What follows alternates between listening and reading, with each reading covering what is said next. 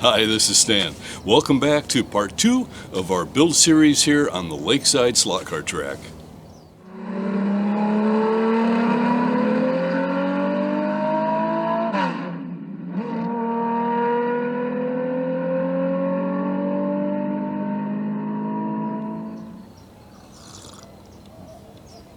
Oops, sorry. Well, we're back, part 2. Let's take a look at this framing. Pretty standard stuff. I just wanted a very inexpensive frame. None of this should be visible when I get the track set up, and the track will not be moved. Once it's put into place, nothing has to be portable in that, so I decided to go with a very economical, just a construction grade 2x4 frame and legs. I did put a little bevel on the legs because I just couldn't help myself. But let's take a look at a couple of the unique features of this. You can see this doesn't quite come up to the top. It's actually offset down by the thickness of a piece of MDF. That's because when this little peninsula section, when the two pieces get joined together, I have another piece of MDF backing it up on the bottom that covers the joint, kind of a fish plate joint. So this is offset. And this little notch in here was engineered just to be the exact thickness of the finger joints that are used to join the panels together. And if this track were going to be highly portable, we would not do it this way. We would do something completely different. But again, this is easy and simple for me to do, and once this is set up in the room, you really won't see any of this. Where we left off last time, I was just fabricating these finger joints, and you can see now how these tabs are sticking out, and they're going to slip into the edge all along the seam here, and that will keep the track stable. Now, if this were going to be a sort of a typical track setup where it wasn't going to be put together and left there, I would build it all in one piece if I could, but I could never get it in the house. So you can imagine, here's our outside lane, our red lane, for example. Here's the lane, and there'll be two pieces of metal braid. So typically, in the same way with this lane and this lane. So doing this little tab system, typically we would do smaller tabs in between the lanes, such that the braid can wrap down and be stapled into place. And that way the two pieces of braid can be smooshed together when the track pieces go, and we've got conductivity all along on both pieces. But that's not what I'm going to do. So this is a little non-standard. I didn't really need to bother with making a lot of small little tongues on this. I made some big ones.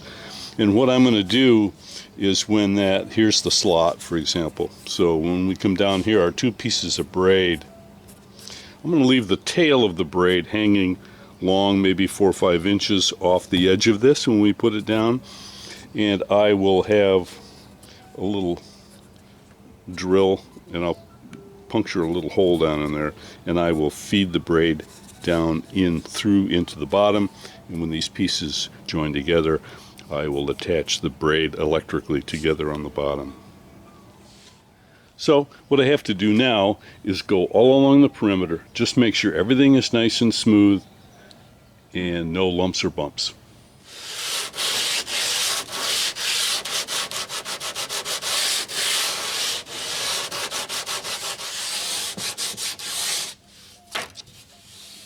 When you do it by hand, you can feel every little imperfection, and it really helps you to smooth it out.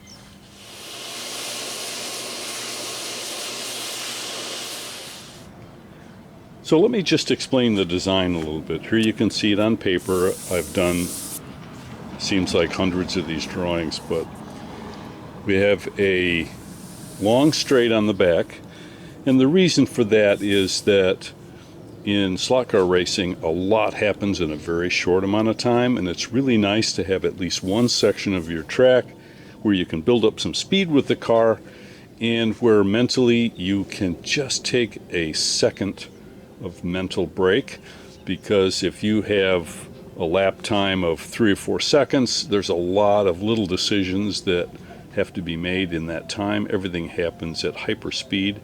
So I like to have at least one section of the track where I just can get a tiny little neuron coffee break. So coming around here, we'll sweep around, and instead of this straight section, Dave suggested we slightly arc this, and I think that was a fun idea. And then coming around through the S-turns here and back along the straight. I think our checker flag area is going to be here. I'm not so sure where we're going to put the track sensor yet. And I have 3 different straightaways. Each straightaway is a different length. Here's a long and a medium and a short over here.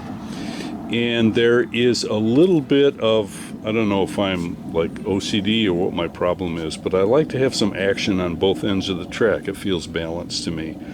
A little bit of driving here and some driving there and a little bit in between to connect the two. And I like a track to have a certain rhythm to it, and this I think will do that, to where you could almost drive it blindfolded just by listening to the car. So I don't have a car right here, but let's trace around this white lane, the center lane, and see what it feels like.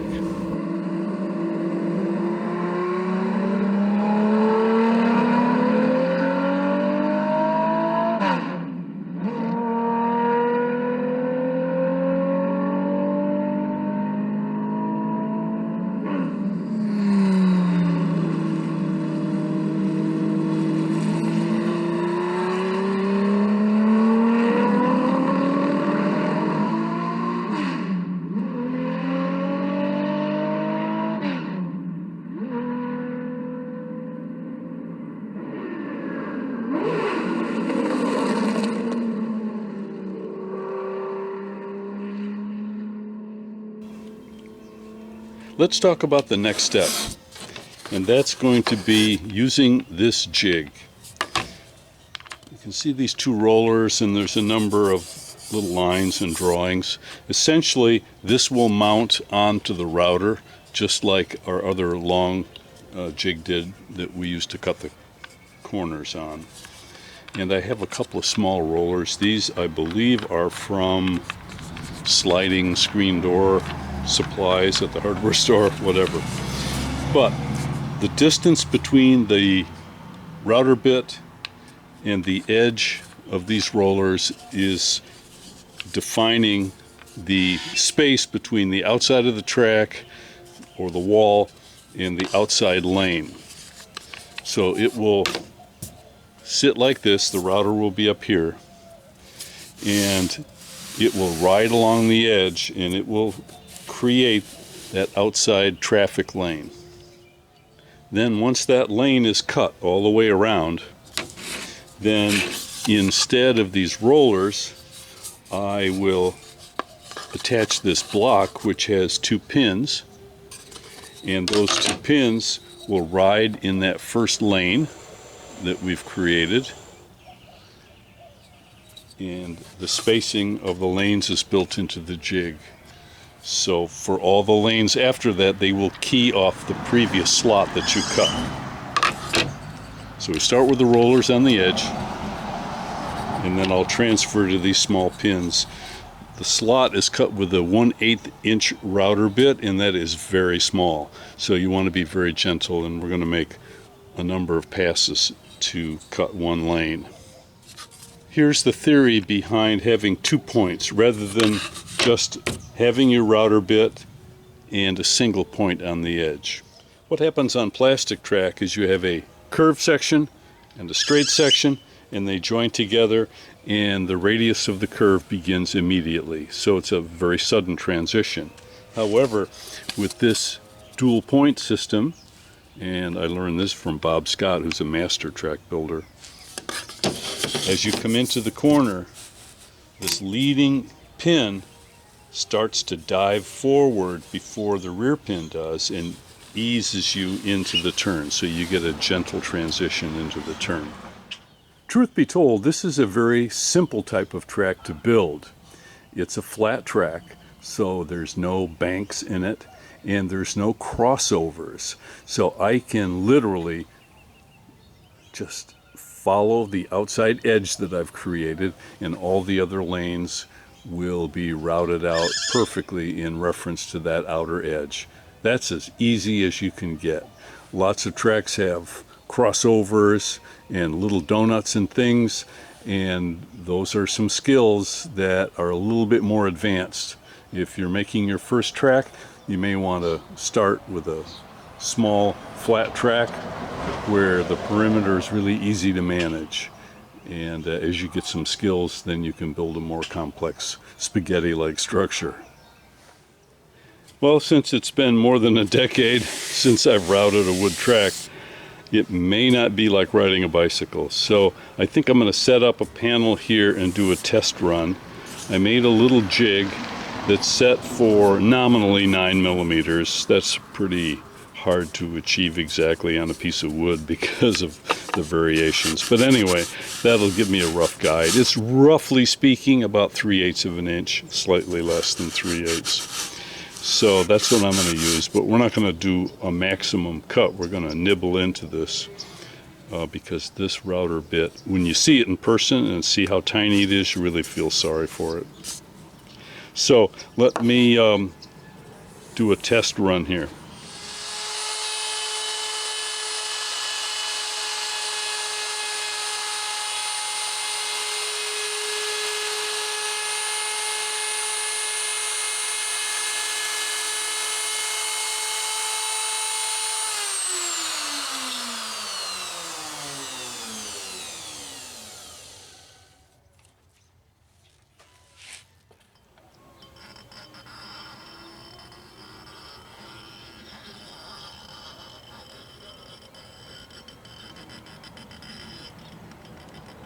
There we go. Just a little bit of daylight underneath the guide, and this is a deep wood track guide. So I think our gauge is going to be okay. There's going to be additional cutting that we're going to do in here, but we'll talk about that later. Well, things are getting pretty long for this episode. I better wrap it up here. I've got everything packed in the garage, but in the morning I'm going to open the door and get everything out, and we're going to start and route all the lanes on this track. I've got everything set. Nothing's holding us back at this point. But that will be the very beginning of our next video episode. So I hope you'll join me for part 3 on the Lakeside slot car track build.